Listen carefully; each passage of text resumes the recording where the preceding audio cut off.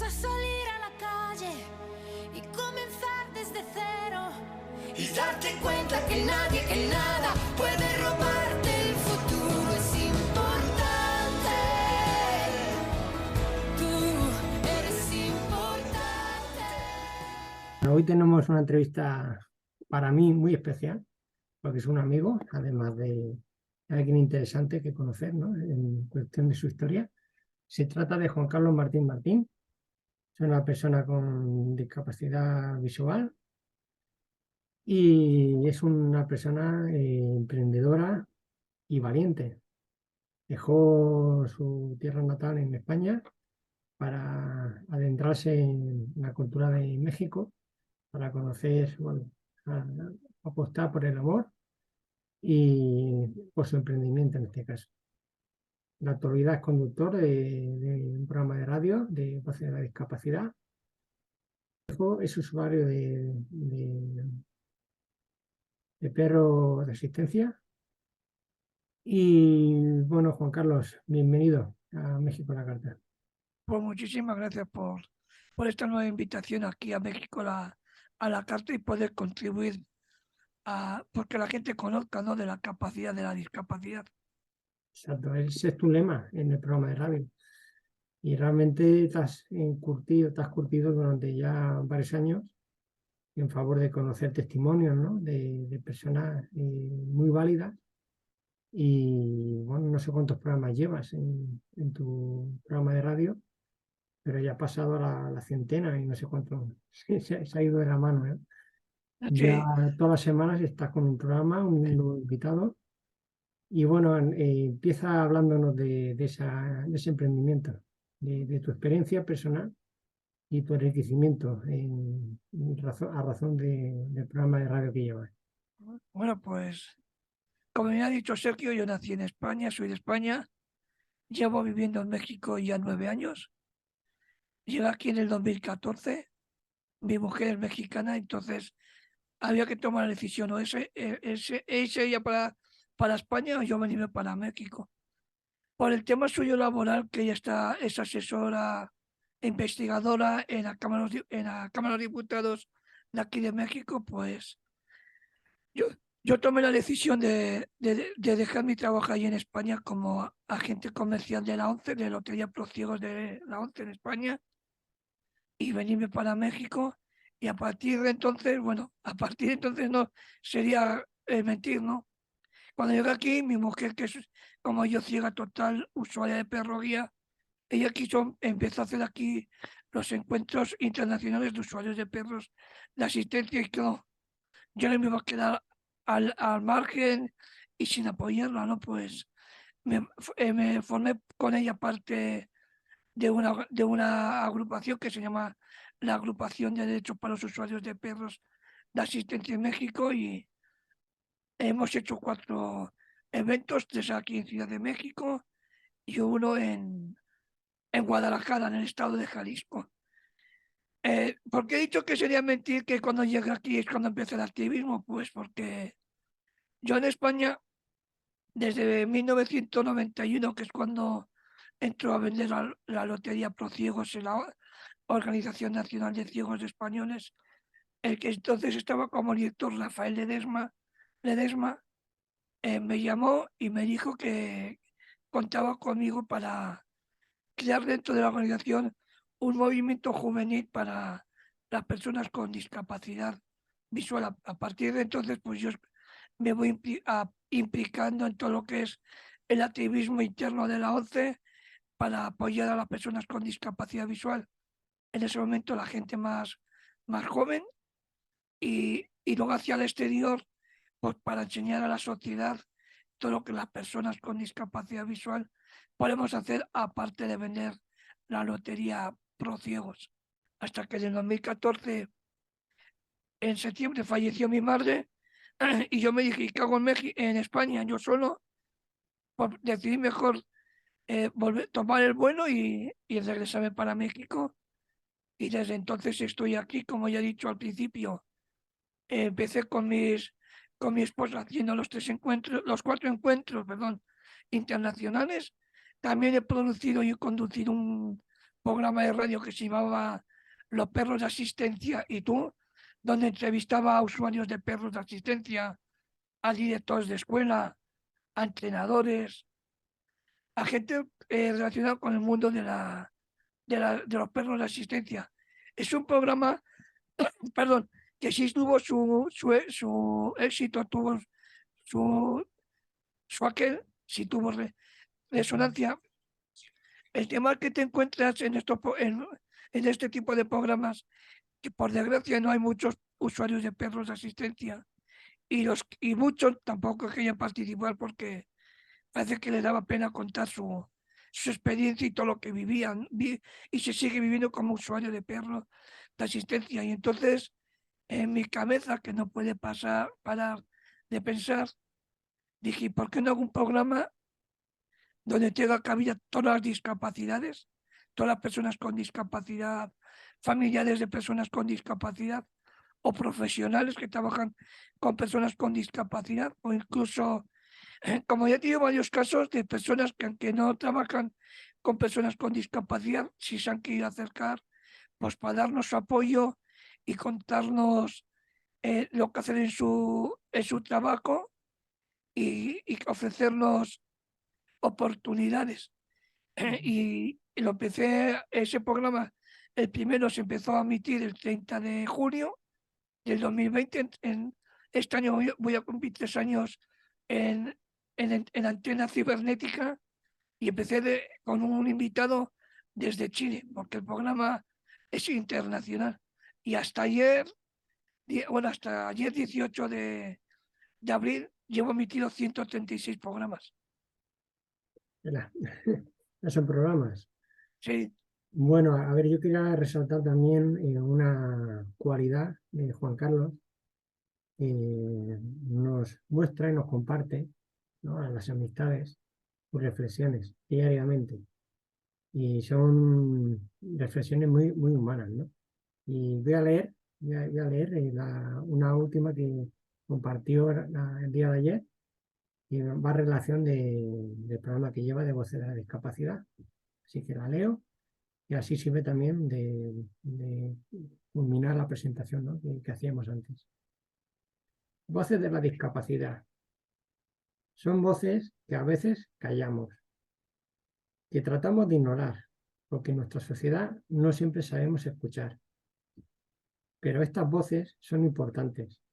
Tienen historias que contar, luchas que han tenido que librar y barreras que han tenido que superar.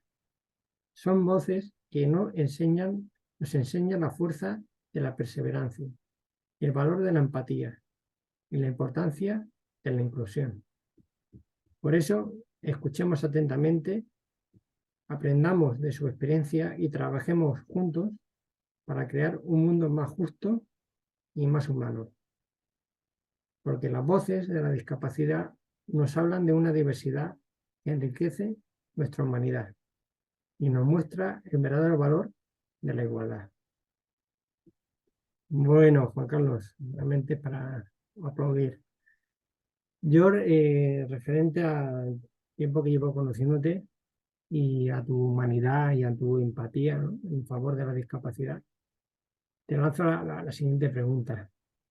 ¿Qué es la mayor lección que has aprendido de tu experiencia empatizando y trabajando con personas válidas que conviven con una condición, además de los perros de asistencia y las personas con discapacidad visual? ¿Qué es la mayor lección que has adquirido de esta experiencia que llevas después de tantos programas?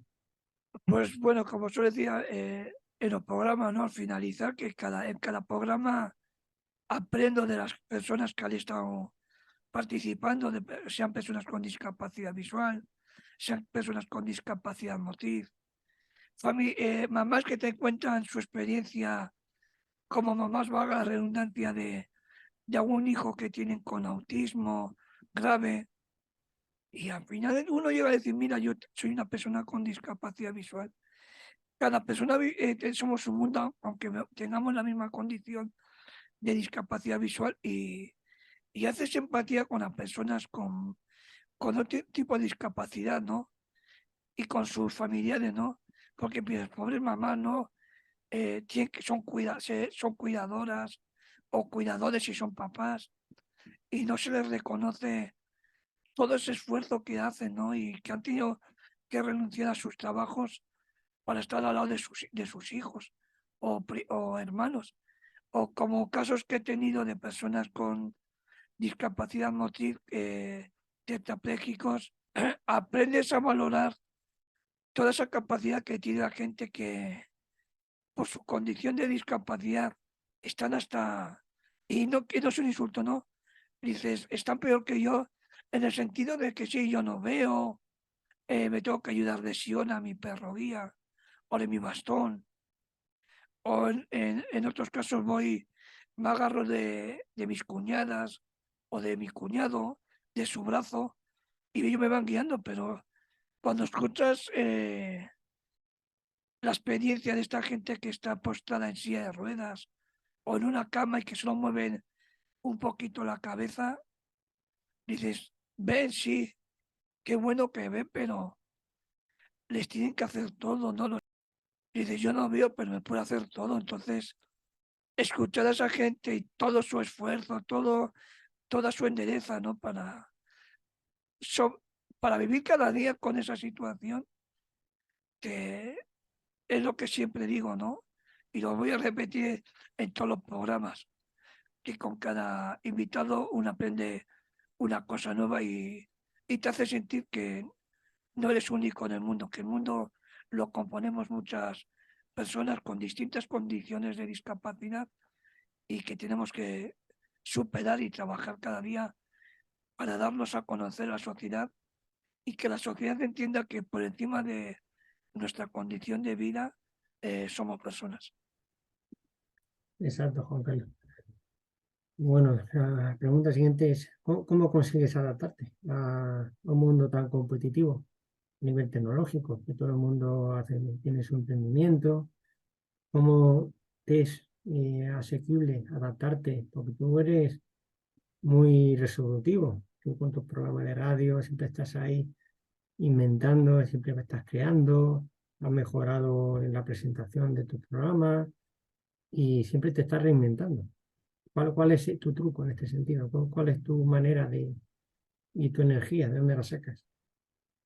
Pues la verdad, te soy sincero que sé que hay muchos programas y felicito hasta a todos los que hacen sus programas por Facebook o en otras estaciones y qué bueno que existen más programas que hablen sobre la discapacidad.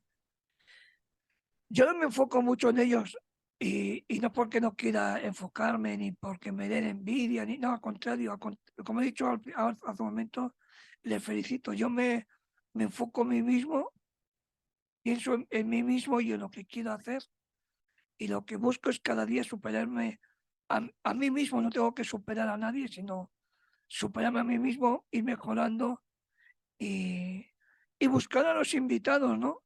Que es lo complicado muchas veces, pero sí tengo que decir que muchas veces en Twitter, en la cuenta de Voces de la Discapacidad en Twitter, suelo hacer la invitación, si eres persona con discapacidad, familiar de una persona con discapacidad o profesional que trabajas con personas con discapacidad, ¿te gustaría participar y contarnos de tu experiencia en el programa de Voces de la Discapacidad? Les pongo el enlace de WhatsApp y ¿qué te crees? Que la gente responde. Como decía mi buen amigo Valtier, el director de RTV México, que es donde emito el programa, ¿no? Esto es que Juan Carlos haces de todo. Haces el programa, haces la producción, haces la conducción y eres el community manager. Haces todo lo que son redes sociales y eso es un trabajo porque lleva su tiempo, ¿no? Por los jueves de 8 a 10 de la noche, como soy un rockero empedernido, o como dirían el balón rojo, los rockeros nunca mueren, pues hago un programa de rock que pongo música de hard rock, de metal, desde los años 70 a la actualidad, y claro, solo es música. Pero ahí tienes que estar haciendo toda la producción y la selección musical para que el jueves durante 2 horas esté emitiéndose el programa de rock, puro rock, emisión pirata. Carlos, para terminar, quería preguntarte, en base a tu experiencia, ¿cuál es el contraste de culturas que has percibido, ¿no? Porque muy dispar, quieras que no, la española con la de México, a razón de la inclusión y la discapacidad. ¿Qué le falta a una y qué tiene la otra en este sentido? Esto, por ejemplo, empezamos por España, que es la que conozco, bueno, conozco las dos partes, ¿no? México y España. Respecto a España, pues que tenemos las personas con discapacidad visual, tenemos la Organización Nacional de Ciegos Españoles, sí, tiene sus defectos, pero también tiene sus virtudes, y que gracias a una organización como esta, pues podemos salir adelante las personas con discapacidad visual. Otro tema de España, que tenemos el Comité Estatal de los Representantes de Personas con Discapacidad, donde están aglomeradas todas las organizaciones de discapacidad, ¿no? La ONCE, la Confederación Estatal de Federaciones de Personas con Discapacidad Motriz, está la Asociación de Sordos, están todas, como he dicho, todas las organizaciones de discapacidad de España ahí metidas, y están todas como una voz, ¿no? Para hacer fuerza ante el gobierno tanto de España como ante los gobiernos regionales. Y y tenemos nuestras diferencias, ¿no? Porque como ciudadanos podemos pensar distinto, ¿no? En nuestra ideología, pero como personas con discapacidad, pues sabemos que tenemos los mismos problemas, aunque a veces también tenemos nuestros aquellos, ¿no? Y en México la diferencia, pues que hay 400.000 asociaciones, no están unidas, entre ellas se golpean. Cuando tienen que hacer algo en común, hasta parece que se enojan.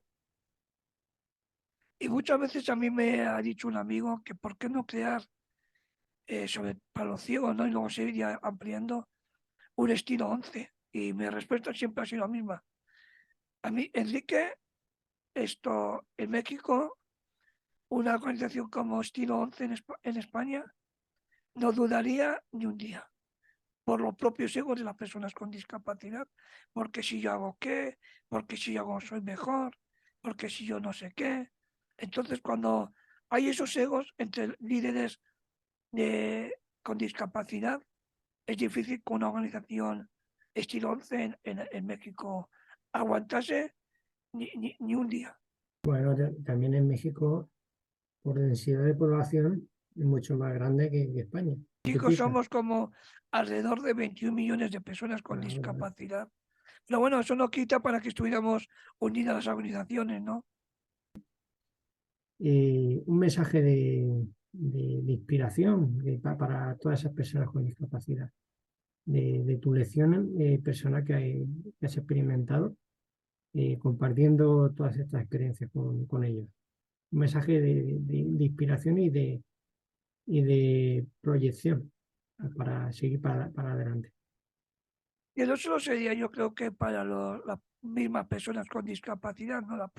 Sino también para sus familiares, ¿no? Porque también te llegan casos de familiares que no saben cómo actuar, cómo hacer con su familia. Entonces, el mensaje que les puedo decir, tanto para unos como para otros, que no desesperen, que la vida continúa y que aunque vivimos con una discapacidad, hoy en el siglo XXI, por suerte, aunque todavía tenemos que trabajar mucho para hacer la sociedad haga empatía y las instituciones, la tecnología sí nos está apoyando muchísimo, y que muchas veces no es que no podamos hacer cosas, muchas veces nosotros mismos nos bloqueamos y nos ponemos las propias barreras y nos quedamos quietos. Entonces, lo que digo a las personas con discapacidad que no se queden quietos, que aprendan y que tiren para adelante, que la vida es bella y que hay que seguir haciendo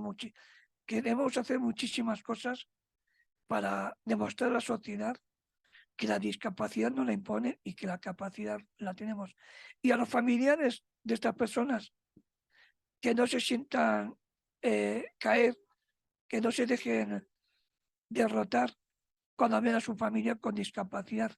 Al contrario, que sientan que su familiar puede hacer muchísimas cosas y que es una persona tan válida como cualquiera y que no le pongan barreras ni le protejan, porque la sobreprotección por una persona con discapacidad es un peligro, porque le hacen una persona inútil y cuando quiere responder ya no puede hacer nada. Así que nada, como suele decir el lema de mi programa, que la discapacidad no la imponen, la capacidad la tenemos y que siempre hay esperanzas para quien lucha por sus sueños.